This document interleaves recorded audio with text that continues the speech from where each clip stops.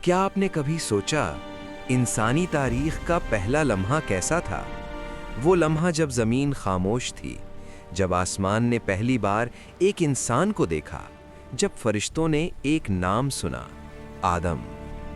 یہ صرف ایک کہانی نہیں، یہ انسان کے وجود، اس کی آزمائش اور اس کی واپسی کی داستان ہے۔ آج ہم جانیں گے پہلا حکم، پہلا امتحان، پہلی لغزش اور پہلی توبہ۔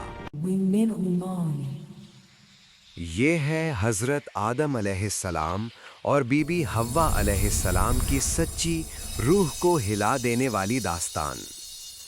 اسلامی تاریخ کی بنیاد ایک انسان سے شروع ہوتی ہے، حضرت آدم علیہ السلام، وہ نبی، وہ انسان جن سے پوری نسل انسانی وجود میں آئی۔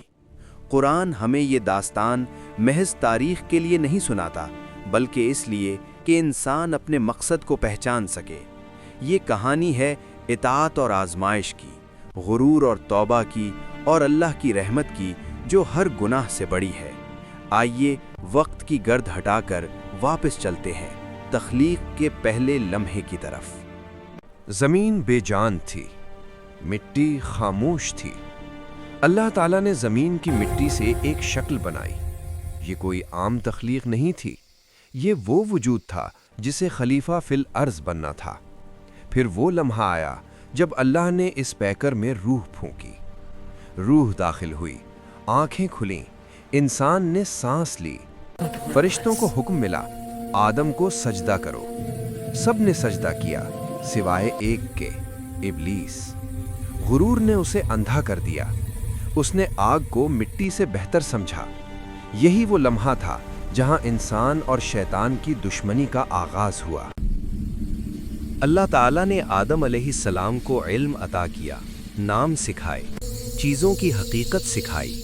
فرشتے حیران رہ گئے، یہ انسان صرف مٹی نہیں تھا، یہ علم، شعور اور اختیار رکھتا تھا۔ یہی انسان اللہ کا منتخب بندہ تھا۔ پھر اللہ نے آدم علیہ السلام کو جنت میں بسایا۔ یہاں نہ بھوک تھی، نہ خوف، نہ غم، لیکن انسان اکیلا تھا۔ اللہ نے آدم علیہ السلام کے سکون کے لیے بی بی حوا کو پیدا فرمایا۔ یہ تخلیق محبت کا آغاز تھی، رحمت کی علامت تھی۔ دو انسان، ایک مقصد، اللہ کی بندگی۔ جنت میں انہیں مکمل آزادی دی گئی سوائے ایک درخت کے۔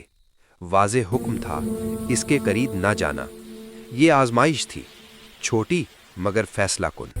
شیطان نے انتظار کیا، اس نے براہ راست حکم عدولی پر نہیں اکسایا۔ اس نے وسوسہ ڈالا، شک پیدا کیا، ہمیشہ کی طرح خاموشی سے۔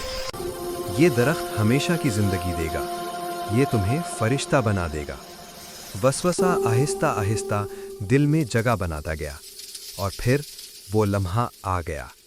ایک غلط فیصلہ، درخت کا پھل چکھ لیا گیا۔ اچانک سب کچھ بدل گیا۔ جنت کی روشنی کم ہو گئی، شرمندگی نے دل گھیر لیا۔ یہ نافرمانی ضد میں نہیں تھی، یہ بھول میں تھی۔ آدم علیہ السلام فوراً جھک گئے، حوا علیہ السلام نے بھی خطا مانی۔ کوئی انا نہیں، کوئی جواز نہیں، صرف توبہ۔ وہ الفاظ جو اللہ نے خود سکھائے، اے ہمارے رب، ہم نے اپنی جانوں پر ظلم کیا، اگر تو نے ہمیں معاف نہ کیا اور ہم پر رحم نہ کیا تو ہم خسارہ پانے والوں میں ہو جائیں گے۔ اور اللہ جس کی رحمت غضب سے آگے ہے نے توبہ قبول کر لی۔ اللہ نے انسان کو زمین پر بھیجا۔ یہ سزا نہیں تھی، یہ مشن تھا۔ زمین انسان کا امتحان گاہ بنی۔ یہ داستان ہمیں سکھاتی ہے، انسان غلطی کر سکتا ہے، مگر توبہ کا دروازہ ہمیشہ کھلا ہے۔ شیطان غرور سے گرا، انسان عاجزی سے بچ گیا۔ آج کا انسان بھی انہی آزمائشوں سے گزر رہا ہے۔ فرق صرف اتنا ہے کہ ہم توبہ بھول گئے ہیں۔ اگر آدم علیہ السلام جیسا نبی جھک سکتا ہے تو ہم کیوں نہیں؟ یہی پیغام ہے انسانیت کے پہلے باپ کا۔ کیا آپ نے کبھی سوچا ہے کہ وہ کون سا نبی تھا جس نے 950 سال صرف ایک ہی پیغام دیا؟ کیا آپ تصور کر سکتے ہیں ایک ایسا انسان؟ پھر ایک دن آسمان نے فیصلہ کیا ہو اور زمین نے وہ منظر دیکھا ہو جو تاریخ کبھی بھلا نہ سکی ہو۔ یہ کہانی ہے حضرت نوح علیہ السلام کی، انسانیت کے سب سے طویل اور صبر آزما امتحان کی کہانی۔ حضرت نوح علیہ السلام انبیاء کرام میں ایک عظیم مقام رکھتے ہیں۔ یہ وہ نبی ہیں جن کی قوم کو سب سے زیادہ مہلت دی گئی، اور جب عذاب آیا تو وہ صرف سزا نہیں تھا بلکہ ایک فیصلہ تھا۔ آج ہم جانیں گے کہ حضرت نوح علیہ السلام کون تھے، انہوں نے کیا پیغام دیا، قوم نے کیوں انکار کیا، اور وہ لمحہ کیسا تھا جب کشتی نے پانی کو چیر دیا۔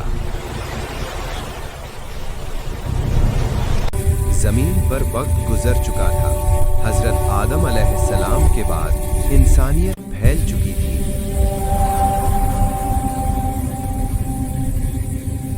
ابتدا میں توحید تھی، لیکن آہستہ آہستہ لوگوں نے نیک لوگوں کی یاد میں بت بنانے شروع کیے۔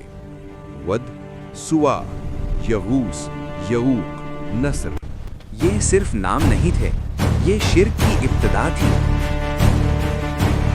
اسی معاشرے میں اللہ نے ایک شخص کو منتخب کیا، خاموش، بردبار، مضبوط۔ وہ تھے حضرت نوح علیہ السلام۔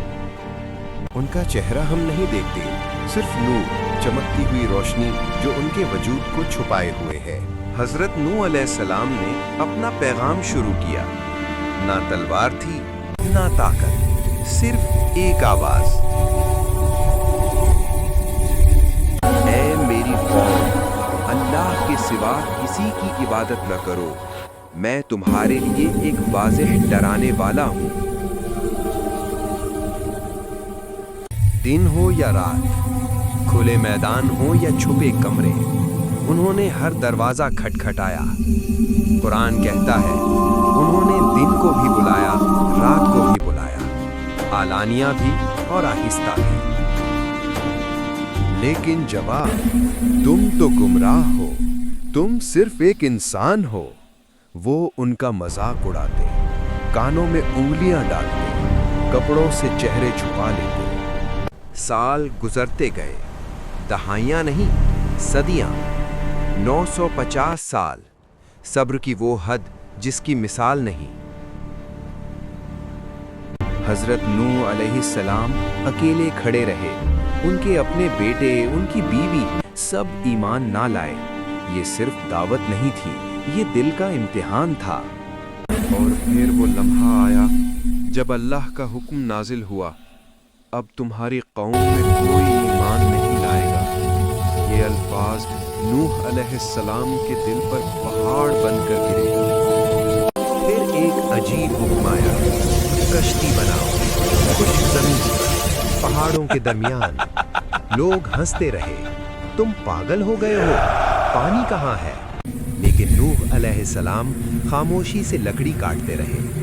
ہر ضرب ایک گواہی تھی، ہر کیل ایک فیصلہ، اور پھر وہ نشان ظاہر ہوا، تنور سے پانی ابلنے لگا۔ یہ آخری اعلان تھا۔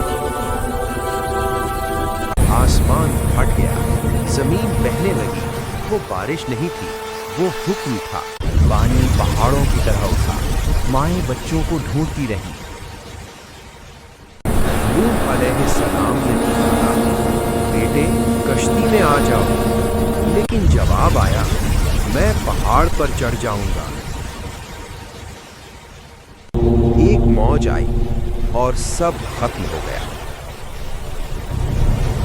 کشتی چل پڑی، نور میں لپٹے نوح علیہ السلام خاموش کھڑے ہوئے۔ ان کی آنکھوں میں غم بھی تھا اور اطاعت بھی۔ طوفان تھم گیا، زمین صاف ہو گئی۔ انسانیت کو ایک نئی ابتدا ملی۔ حضرت نوح علیہ السلام صبر کی علامت بن گئے۔ یہ کہانی ہمیں سکھاتی ہے، حق دیر سے صحیح لیکن غالب آتا ہے۔ دعوت کا کام نتیجہ نہیں، اطاعت مانگتا ہے، اور اگر آج بھی ہم سننے سے انکار کریں تو انجام بدلتا نہیں۔ یہ صرف ایک تاریخ نہیں، یہ ایک وارننگ ہے۔